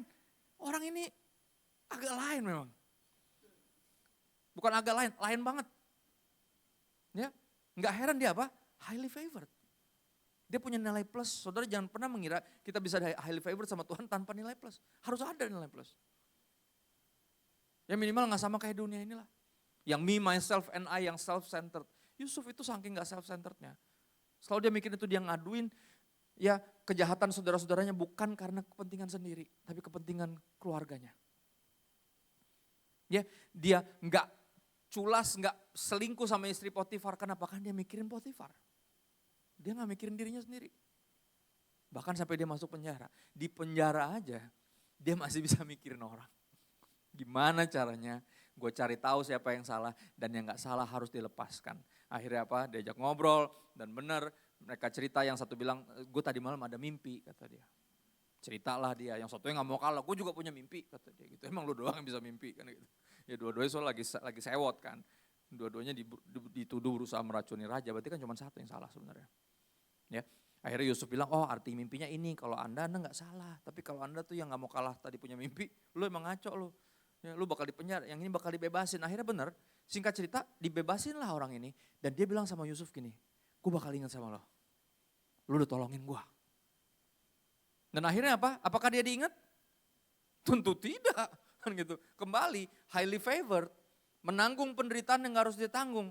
Ya, 2 tahun kemudian Firaun punya mimpi dan gak ada yang bisa ngertiin. Dan orang ini baru menyadari kayak, ya ampun Pak, dulu 2 tahun lalu saya ada yang ngertiin mimpi saya Pak di penjara. Lah lu ngapain 2 tahun lalu di penjara? Lah kan Bapak yang masukin saya, lupa. Oh iya, yang gue kira lu racunin gue ya. Iyalah, ya mana mungkin gue racunin lo. Gue udah kerja lama sama lo, gak mungkin lah. Aneh-aneh aja. Ya sorry deh itu. Tapi masih ada gak tuh orang di penjara? Wah gak tahu. Lu lagian ketemu orang kayak gitu di penjara bukan dibawa kemari. Lu kan udah berapa lama sih lu kerja sama gue? Lu mesti tahu gue tuh paling seneng orang-orang sakti kayak gitu. Bisa-bisanya dengan oonnya, lu gak bawa dia ke sini. Sekarang lu ke penjara cari dia. Awas kalau gak ketemu lu masuk lagi. Bener. Dan dia datang ke penjara langsung masuk lagi. Dengan kekhawatiran dan harapan di satu sisi, dia finger cross mudah-mudahan masih ada nih orang nih. Karena 2 tahun gak sebentar loh. Ya, kalau orang dengan kelakuan baik seperti kayak gini kan dapat remisi kan, dikurangin dong. Ya dong, bisa jadi udah dibebasin dong 2 tahun.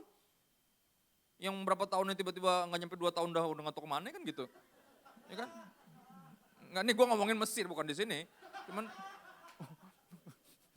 ya enggak? Dia berharap masih ada karena, dan sedihnya, atau buat dia untungnya, ya untungnya masih ada. Masih ada di situ, masih melayani dengan setianya. Ya kemungkinan ada 2, antara dia itu emang nggak sebaik yang kita kira, sehingga nggak dapat remisi, atau skenario satu lagi adalah kemungkinan besar kepala penjara mohon sama Potifar, please, biar dia bantuin gue di sini. Oke, ini diamond in the rough nih orang ini nih, menang banyak gue. Oke, udah lu biarnya di sini kan rumah lu juga lagi nih, nggak menderita kok di sini. Paling bete aja gitu, difitnah kan gitu. That's it. Ya, akhirnya masih ada di situ, dibawalah ke istana raja. Yang pertama keluar dari mulut Firaun ketika berjumpa sama Yusuf adalah kayak gini, gue denger lu bisa ngertiin mimpi. Dan jawaban dia menarik, bener-bener di luar apa ya, out of the box lah menurut saya. Ya, dia bilang kayak gini, bukan saya yang bisa ngertiin mimpi, ya, tapi Tuhan yang memberitahukan artinya. Keren banget. Ya kalau orang lain yang ditanyain sama Firaun, gue denger lu bisa ngerti mimpi. Oh iya, kalau emang saya dari lahir indigo sih. Kayak pasti gitu, ngebanggain dirinya sendiri. Bukan Yusuf. Dia menyadari bahwa karunia dia itu bukan punya dia. Bisa gak kita disown our karunia? Bukan karunia lo, itu dari Tuhan. Itu punyanya Tuhan dan mestinya dipakai buat Tuhan. Bukan disalahgunakan. Ini kan kata siapa, korupsi cuma duit. Karunia rohani juga bisa dikorupsi. Disalahgunakan buat kepentingan sendiri. Biar kelihatan lebih rohani dari yang lain, biar kelihatan lebih diurapi, lebih peka, lebih layak untuk melayani Tuhan. Kayak bisa-bisa dia bilang gitu. Bukan saya yang bisa ngertiin mimpi, tapi Tuhan yang memberitahukan artinya. Dan dia bilang kayak gini, ingat dia bukan cuma elok parasnya, tapi manis sikapnya. Dia ngomong kayak gini, dan Tuhan juga yang akan memberitahukan kesejahteraan bagi Tuanku Raja. Keren. Bayangin ini bukan rajanya dia loh. Ya kan dia kan dari kampung yang berbeda, suku bangsa yang berbeda, tapi dia hormat pada saat itu sama orang yang emang mendapat hormat, emang yang orang yang paling tinggi. Saudara, Mesir menguasai 3/4 dunia saat itu. Berarti Firaun orang nomor 1 di dunia saat itu. Dan dia tahu diri, dia bilang kayak gitu. Ya. Nah akhirnya apa? Diartiin lah mimpinya. Jadi gini, rese juga tuh Firaun sebenarnya kalau anda baca ya. Dia itu punya mimpi. Terus dia suruh orang ngertiin, tapi mimpinya gak diceritain. Kan ribet ya. Dia sengaja kayak pengen menguji nih orang-orang sakti di sekeliling gue, sakti beneran gak nih? Kan gitu. Jadi gini guys, gue punya mimpi, gue pengen lu ngertiin mimpinya. Oke, gimana Pak, mimpinya apa? Tebak dong. Kan gitu. Ya susah dong, maksudnya nggak ada yang bisa ngartiin, dikasih tahu aja kagak. Ini kalau dikasih tahu minimal bisa ngarang, bener gak? Gimana mau ngarang? Ini nggak diceritain. Yusuf bisa dengan santainya dia bilang kayak gini, Bapak punya 2 mimpi, bener gak Pak? Yang pertama mimpinya kayak gini, ada gini. Hah? Nah mimpi yang kedua kayak gini. Wah bener, apa itu artinya? Ya, jadi yang pertama gini, akan ada masa kelimpahan yang luar biasa bagi Mesir. Ya, itu selama berapa tahun lah ada satu masa. Ya, nanti di mimpi yang kedua bicara tentang akan ada masa kesukaran, ya kelaparan yang belum pernah ada selama satu masa. Terus Firaun apa bilang, terus gue mesti gimana dong, kata Firaun. Lihat, baru ketemu tapi udah akrab banget kan gitu. Karena apa ya, dia kagum, Firaun dipenuhi kekaguman dari awal, dari denger aja dia udah kagum sama orang ini. Ya, terus Yusuf bilang gini aja Pak, jadi pas lagi kelimpahan nih, jangan dipakai semua kayak biasa. Ya, 5 koma gajinya. 5 menit kemudian langsung koma. Karena langsung cicilan ini, angsuran itu, ya kan? 5 koma. 5 menit kemudian langsung beres. Under 5 lah. Ya. Itu artinya hidup tuh cuman buat gajian cuman buat healing. Sama self reward. Jadi boncos, nggak dapat apa-apa. Nah, ternyata dari dulu semua raja-raja hidupnya kayak gini. Boncos. Jadi kalau lagi berlimpah, lagi menuai dan segala itu semua dihabisin sampai gila-gila. Gitu loh. Dan Yusuf bilang, ya kali ini do something different, bikinlah lumbung. Dan yang limpah tadi jangan dipakai semua, sisihkan sebagian. Jadi nanti ketika kelaparan itu tiba, Mesir masih utuh, nggak punah. Kenapa? Karena ada cadangan tadi, yang disimpan tadi. Dan usul itu dipandang luar biasa sama Firaun. Padahal itu cuma sesederhana menabung. Dan kalau benar orang nomor 1 di dunia nggak tahu nabung, berarti orang pertama yang ngajarin nabung nggak berlebihan. Ya, 3/4 dunia dikuasain orang paling pintar, nggak ngerti nabung. Ya, Yusuf berarti yang pertama ngajarin nabung. Hikmat dari mana? Dari sorga udah pasti, dari siapa lagi? Orang yang nggak biasa megang begituan, bisa megang kambing domba kok. Ya, pasti dari sorga tuh. Usul tuh dipandang baik. Dan Firaun bilang kayak gini, gila gue belum pernah ketemu orang yang segitu bijaksana nih.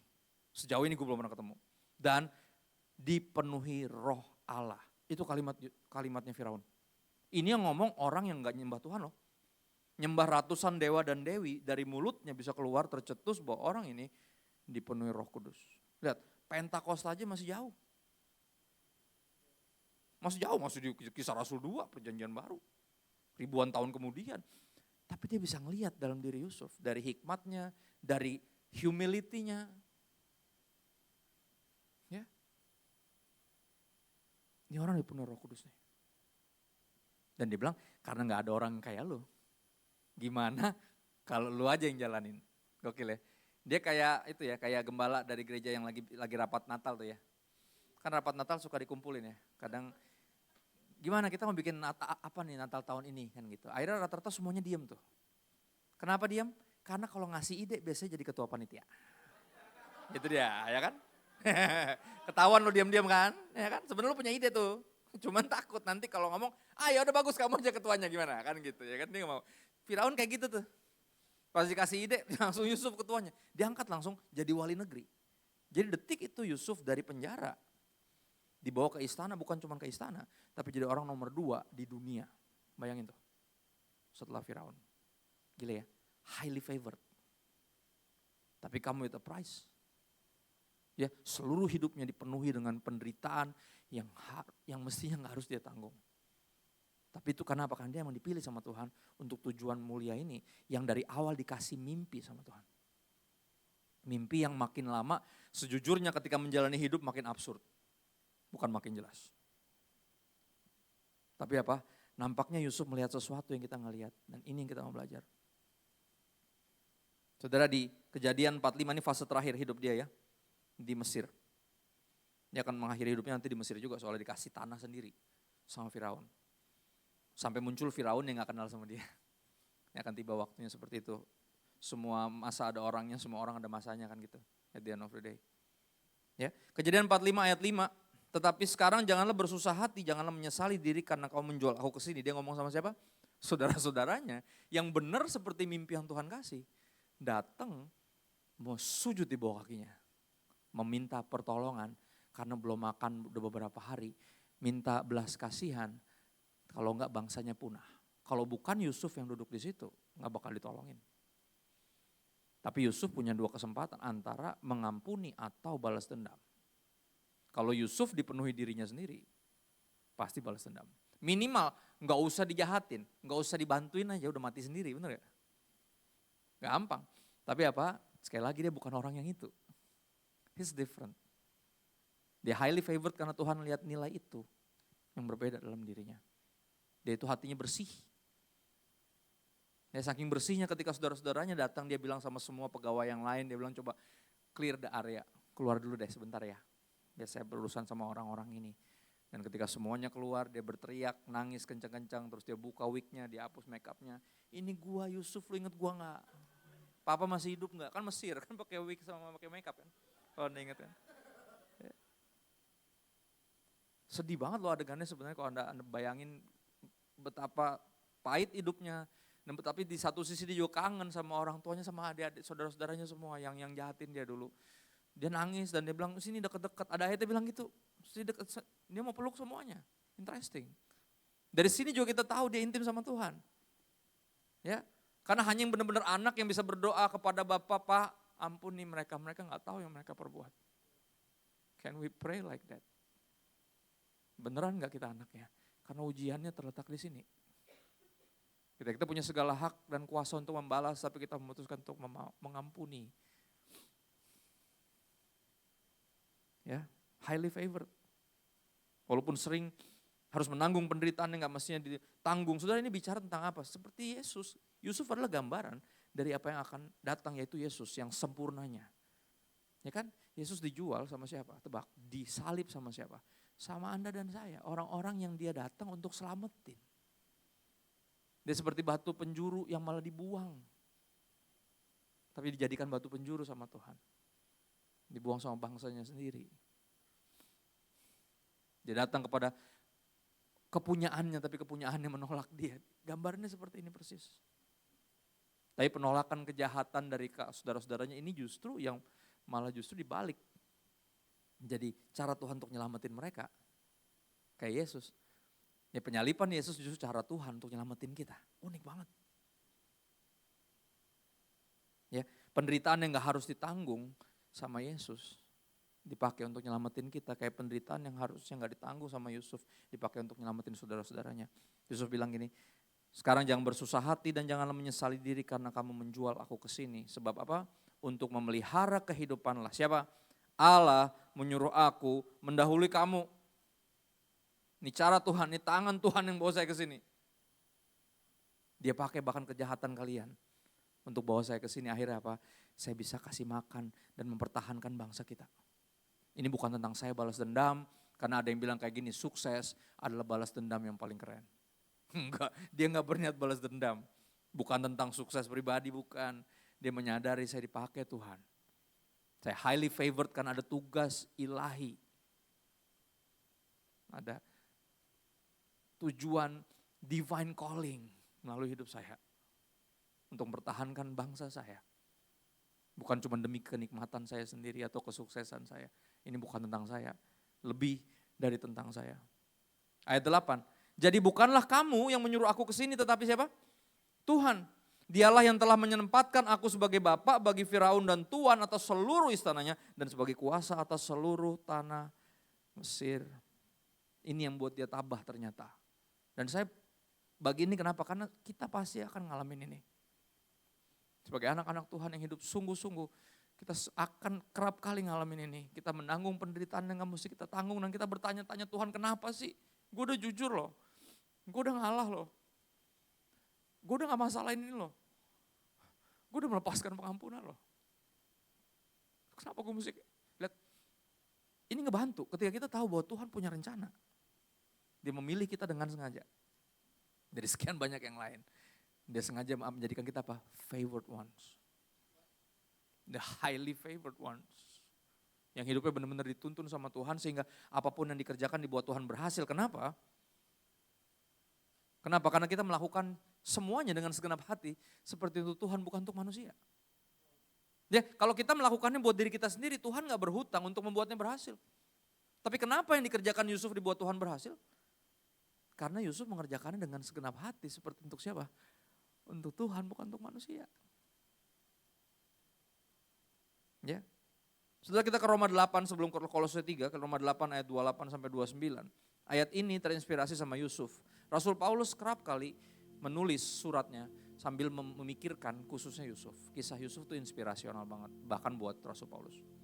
Ya dia pernah ngomong kayak gini, flee away sexual temptation. Jauhilah percabulan, artinya larilah. Dari siapa? Kita tahu kisah Yusuf. Yusuf lari dari istri Potifar. Yang mengajak dia berbuat cabul, dia lari. Jangan sok kuat kalau udah berkaitan sama percabulan, run. Ya, kalau pacaran lu bikin lu hidup gak bener terus, putus. Pisah, udah gak apa-apa. Mendingan lu singer, tapi masuk surga. Daripada gandengan tapi ke neraka kan gitu. Jangan takut, kenapa mesti takut? Ya. Dan yang ayat ini juga sama, Roma 8 ayat 28 terkenal ya. Berapa banyak yang tahu bahwa ini ayat Rasul Paulus lagi ngomong dan dia ngebayanginnya Yusuf. Ya, ketika ayahnya meninggal, saudara-saudaranya mulai panik. Wah ini pasti papa mati nih, dia balas dendam nih. Dia cuma ketahan gara-gara ada si papa doang, gak enak nih sama si papa nih. Terus Yusuf ngeliat mereka, kenapa lu mukanya pada kayak gitu? Ya, enggak, kita ngobrol, kita takut kau balas dendam ketika papa udah meninggal. Loh, siapa saya? Pengganti Tuhan. Dia ngomong gitu. Enggak, gue gak bakal ngapa-ngapain lu. Gue emang sungguh-sungguh mengampuni lu, bukan gara-gara apa-apa. Ya, kalian mereka-rekakan yang jahat. Dia bilang gitu. Manusia mereka-rekakan yang jahat, tapi Tuhan mereka-rekakan kejahatan manusia terhadap saya buat kebaikan. Ayat ini muncul. Ayat ini bicara tentang itu. The highly favored ones. Kita tahu sekarang, kemarin belum tahu. Ketika kita harus menanggung penderitaan yang mestinya kita tanggung. Kita bertanya-tanya, bahkan mempertanyakan Tuhan, why? Tega banget loh. Ini kan bukan salah gua, tega banget loh. Ya. Kisah-kisah nyata seperti teman saya ada seorang guru, saudara, dia married sama anak pendeta. Ya guru ini laki-laki, dia married sama seorang anak pendeta ini bermasalah sekali. Di sepanjang pernikahan tuh dia selingkuh terus istrinya nih. Ya, tapi suaminya selalu balik lagi minta dimaafin lagi. Tapi akhirnya selingkuhnya berbuahkan hamil lah nih perempuan akhirnya. Saudara bayangin tuh akhirnya anaknya lahir dan dia putusin untuk angkat anak itu jadi anaknya sendiri. Ya kenapa? Karena dia istrinya itu jadi satu. Dia bilang saya tahu kamu tuh udah dipersatukan Tuhan. Jadi kalau itu anak kamu ya itu anak saya. Terus dia bilang sambil ketawa dia bilang gini, untung mukanya mirip gua kata dia. Bayangin saudara. Dia cerita, dia ngomong gitu, saya nangis loh. Saya ngerasain sakitnya jadi kayak dia. Dia bisa ketawa loh, untung mirip gua mukanya jadi gak ada yang tahu kata dia. Dan sampai hari ini percayalah istrinya masih selingkuh loh. Gila gak? Menanggung penderitaan yang harus ditanggung, bertanya-tanya. Tapi kisah ini ngebantu. Ya, kita tahu sekarang bahwa Allah turut bekerja dalam segala sesuatu. Berarti termasuk lewat yang gak enak, bukan cuma lewat yang enak doang. Kalau cuma yang enak gak bilang segala sesuatu. Segala sesuatu berarti semuanya. Termasuk kejahatan yang direka-rekakan manusia. Tuhan bisa pakai untuk mendatangkan apa? Kebaikan bagi semua orang? Enggak. Bagi yang highly favored one, bagi mereka yang mengasihi dia, yaitu yang terpanggil sesuai rencananya, yang hidupnya bukan buat kepentingannya sendiri. Yang menyadari bahwa hidup saya nih ada tujuan ilahi di dalamnya. Orang-orang yang menyerahkan hidupnya 100% sama Tuhan dan bilang Tuhan, do as your will. Pakai sesuka-sukanya Tuhan. Saudara orang-orang kayak gini di Alkitab tuh banyak. Ya, tadi saya ngobrol di belakang ya, sama hamba-hamba Tuhan ini bilang generasi sekarang mana mau ya kalau dapat panggilan kayak gini ya. Saya bilang gak usah generasi sekarang, saya juga belum tentu mau dapat panggilan kayak gini. Saudara pernah tahu ada nabi nama Hosea di Alkitab? Hosea itu pernikahannya itu penggambaran betapa kacaunya umat pilihan Allah. Ya betapa parahnya dan betapa penuh kasihnya Tuhan. Jadi Hosea harus menikahi seorang pelacur yang nanti di tengah jalan akan menjual diri lagi dan Hosea harus beli miliknya sendiri. Hanya untuk menggambarkan ya bahwa kamu itu seperti saya, kata Tuhan. Yang setianya. Nah, istrimu si pelacur ini kayak umat pilihanku yang gak setia. Saudara, hidupnya cuma jadi simbolism. Anda mau gak panggilan itu? Belum tentu mau. Lah, jadi gue cuma jadi pengandaian gitu. Lah hidupnya cuma jadi pengandaian. Dia belum tentu mau. Siapa yang mau? Kayaknya sia-sia banget hidup. Oh enggak. Di dalam kisahnya Tuhan, enggak ada yang sia-sia. Makanya kisah Hosea pun dimasukin di Alkitab. Itu bagian dari menyadarkan kita bahwa Tuhan tuh yang setia. Kita nih yang ngaco. Kita yang jual diri lagi dan kembali dia beli miliknya sendiri. Kita menyadari dan mengenal Tuhan. Hosea hidupnya dipakai. Cuman biar generasi berikutnya bisa mengenal Tuhan. Kayaknya sia-sia banget. Lebih jauh lagi contoh Maria. Sudah tahu Maria? Ingat ya, Gabriel datang dengan kalimat yang sama. Salam Maria, yang dianugerahi, the favored one. Apa isi pesannya? Kabar baik buat seluruh dunia kecuali buat Maria. Maria lagi tunangan. Jadi gini, kamu akan mengandung. Hah? Berarti apa? Kabar baik apa kabar buruk? Hamil di luar nikah loh ini. Kabar baik atau kabar buruk? Lagi tunangan kemungkinan besar gak jadi merit. Karena udah bunting duluan. Dan buntingnya sama Roh Kudus. Gimana cara jelasin coba ke pacarnya? Cuk, aku hamil. Apa? Sama siapa Maria? Hah? Iya gak sama Roh Kudus. Jadi gini, Roh Kudus itu kayak, oh jangan bawa Tuhan deh. Kamu mau hujat, jangan gitu. Enggak beneran mas. Kan gitu. Ya. Dan lu bayangin gimana caranya. Yusuf disamperin sama malaikat di mimpi. Hanya untuk ngasih tahu bahwa apa yang Maria bilang ini bener cuk. Emang segila, as crazy as it sounds, it is true. Ya, anak yang dikandungnya emang berasal dari Roh Kudus. Dan anak ini akan jadi penebus dosa dunia. Savior of the world. Dan lu jangan ragu ambil dia jadi istri lo. Yusuf disamperin di mimpi. Kayak Yusuf sang pemimpi yang tadi. Tapi orang tuanya Maria kan gak disamperin di mimpi. Anda bayangin gimana jelasin ke Pak Mamin coba. Ma aku hamil, apa? Tuh kan mama udah bilang jangan, bukan Yusuf Mi. Ya terus siapa? Jangan gede-gede nanti bapak denger. Kan gitu. Sudah bayangin bapaknya kalau keluar bisa keluar golok loh. Emang gak beres nih orang kayak bukan saya om, bukan saya. Asli bukan saya, terus siapa? Jelasin. Jangan bawa Tuhan deh lu aneh. Lu para pacaran kejauhan bawa. Enggak, emang benar ini real. Dia kemungkinan besar gak jadi merit dan kemungkinan besar juga menurut peraturan saat itu. Anda mesti ngerti konteksnya. Dia bisa kehilangan nyawanya. Kenapa? Karena dia hamil di luar nikah. Zina itu hukumnya rajam batu sampai mati. Yohanes 8 mencatat itu. Ya, dan karena dia masih tinggal di bawah asuhan orang tuanya, dia harus disambitin batu di depan rumahnya. Dan orang pertama yang harus nyambitin batu adalah papanya sendiri. Sebagai tanda bahwa saya sebagai seorang ayah gak bisa jagain anak saya. Dia bisa kehilangan nyawanya bukan hanya gak jadi merit. Lihat ini bad news buat dia. Sampai dia diungsikan kalau Anda ingat. Dia diungsikan tinggal ke rumah tantenya yang juga lagi hamil di usia tuanya. Hamil juga dengan cara yang ajaib. Kenapa? Biar gak disambitin batu sama orang. Menarik adalah apa responnya, bukan seperti respon Zakaria yang malah nyolot. Gue tahu dari mana itu bakal kejadian. Gue udah tua, istri gue udah tua, mandul pula. Dia malah ngomong apa? Pertama dia nanya pasti ya normal lah. Gimana saya bisa melahirkan, saya belum bersuami. Oh Roh Kudus akan menaungi kamu, dijelasin sama malaikat. Karena itu pertanyaan bukan keraguan. Dia gak meragukan Tuhan. Dia cuma bertanya sebagai anak kecil yang masih paling 14 umurnya. Teenagers. Dengan segala masa depan di depannya tapi terancam untuk hilang semua. Gak jadi merit dan kemungkinan bisa dibunuh sama siapa aja. Tapi menarik respon dia adalah respon yang mesti dimiliki sama Zakaria. Yang adalah imam. Yang melayani Tuhan dari muda. Mestinya respon itu responnya Zakaria. Tapi itu responnya Maria. Apa kalimat yang keluar dari mulutnya? Sesungguhnya aku ini hamba Tuhan. Wow. Jadilah padaku seperti yang kau katakan. Saudara kalau Anda jadi dia.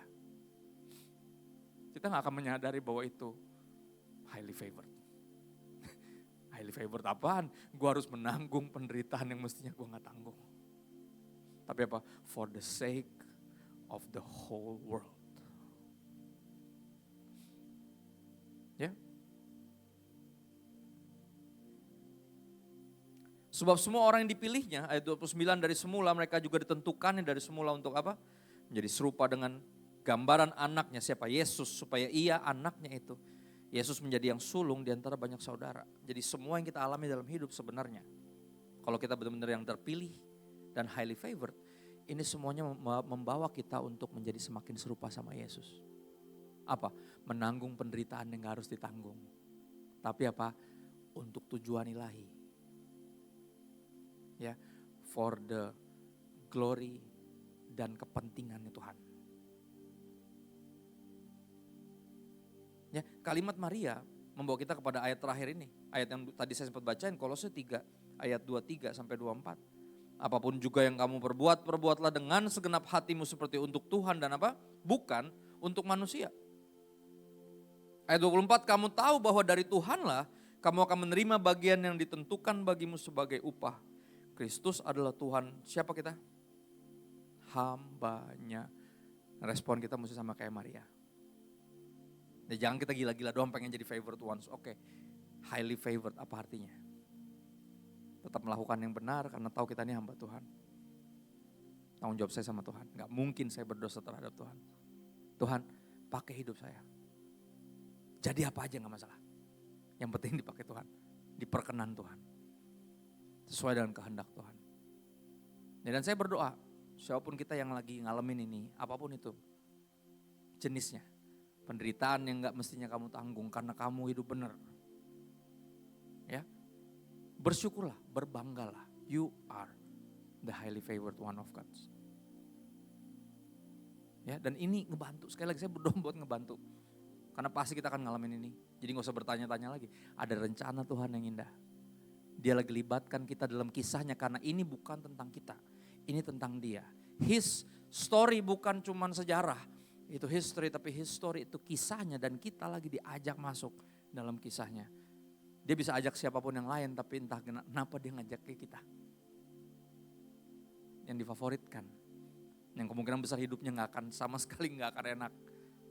Tapi harus dijalani dengan benar karena tahu ada rencana Tuhan yang harus diselesaikan melalui kehidupan saya. Yuk kita berdoa sebentar yuk. Saya sekali lagi gak ngerti pergumulan kita secara spesifik apa, tapi ini yang saya berdoa Roh Kudus biar kuatkan kita. Dalam penderitaan yang lagi kita harus tanggung yang semestinya gak harus kita tanggung. Dan kita lagi bertanya-tanya. Dan semoga dia menjawab saudara apa yang Tuhan bagikan saat ini melalui hambanya, melalui saya. Dan bahkan ini lagi saya bagikan kedua kali menguatkan saya sendiri saudara. Saya sering banget ngalamin yang kayak gini. Udah melakukan yang benar tapi kok kayaknya kenyataan seperti mengkhianati saya. Tapi saya percaya Tuhan gak mungkin jahat. Tuhan punya rencana. Ada sesuatu yang saya di luar pengertian saya tapi gak pernah di luar dari rencana Tuhan. Dan hari ini kita dibawa kepada dimensi itu. Dan saya berdoa Roh Kudus bantu kami semua. Please. Ketika kami lagi menanggung penderitaan yang gak harus kami tanggung. Untuk melihat diri kami sebagai hamba Tuhan. Mampukan kami mengatakan dari hati kami yang terdalam, sesungguhnya aku ini hamba Tuhan. Jadilah padaku seperti yang kau firmankan. Bantu kami untuk tetap merespon dengan baik, dengan benar, dengan semestinya. Sesuai dengan kehendak Tuhan karena kami menghormati dan mengasihi Tuhan. Bukan karena yang lain. Kami gak lebih kuat dari yang lain, gak lebih pintar dari yang lain. Tapi somehow we are the highly favored ones. Roh Kudus bantu kami. Jadikan kami seperti Yusuf dan lebih jauh lagi. Jadikan kami seperti Yesus. Proses kami untuk menjadi semakin serupa sama Yesus. Yang harus menanggung penderitaan yang mestinya gak perlu dia tanggung. Tapi buat kebaikan seluruh dunia. Terima kasih Bapak, bersyukur buat saat ini. Makasih udah mau hadir dan Roh Kudus berbicara terus Bang ketika hamba-Mu udah berhenti berbicara. Hiburkan kami, kuatkan kami. Bahwa kami melihat sesuatu yang gak terlihat. Lebih dari apa yang kami lihat di mata kami. Bantu kami melihat seperti Yusuf melihat. Dan bantu kami untuk fokus kepada Yesus. The highly favored one. Yang dipilih oleh Allah untuk jadi Mesias Juru Selamat Kristus. The chosen ones. Kami minta bantuan Roh Kudus. Kepadamu Bapa yang baik di dalam nama Yesus. The highly favored one of God semuanya katakan. Amin. God bless. Thank you.